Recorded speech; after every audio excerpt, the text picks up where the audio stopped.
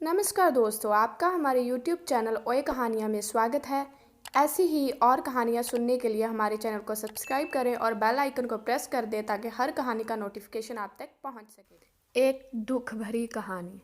एक दिन ठेले पर भार अधिक होने के कारण रामू उसे ठीक से संभाल नहीं पाया और तेज गति से आती ट्रक से भिड़ गया।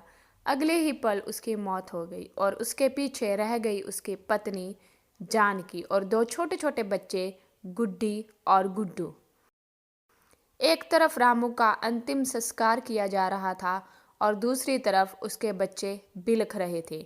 नहीं, इसलिए नहीं कि पापा मर गए थे, वो तो भूख से बिलख रहे थे।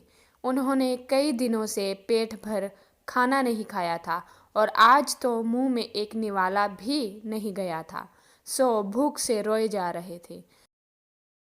माँ माँ कुछ खाने को दो ना, माँ बड़ी भूख लगी है, माँ कुछ दो ना।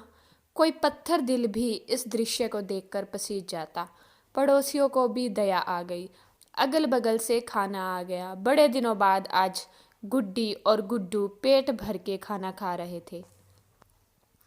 अजीब विरोधाभास था।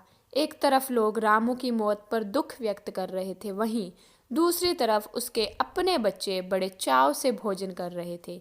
जानकी ने अगले कुछ दिन इसी तरह से उधार लेकर और इधर उधर से मांगकर अपना और बच्चों का पेट पाला, लेकिन ये कब तक चलता। लोगों ने मदद करना बंद कर दी। जानकी पागलों की तरह काम खोजने लगी, लेकिन तमाम कोशिशों के बावजूद भी किसी ने उसे काम नहीं दिया। जब थक हार कर घर लौटी तो बच्चे उम्मीद से उसकी तरफ देखने लगे। गुड्डू तुतलाती आवाज में बोला, क्या लाई हो माँ, जल्दी से खिला दो, बड़ी भूख लगी है। माँ रो पड़ी और बच्चे समझ गए कि माँ के पास कुछ भी नहीं है। एक पल के लिए अजीब सा सन्नाटा पसर गया। फिर गुड्डी बोली, माँ ये गुड्डू कब मरेगा? पागल हो गई है, ऐसा क्यों बोल रही है माँ? माँ ने डांटते हुए बोला, माँ जब पापा मरे थे तो उस दिन हम लोगों को पेट भर खाना मिला था। गुड्डू मरेगा तो फिर खाना आएगा ना।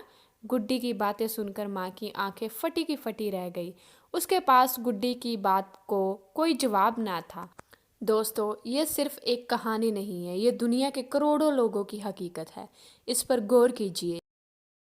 जिस खाने को हम थाली में ऐसे ही छोड़ देते हैं, उसकी कीमत को समझिए।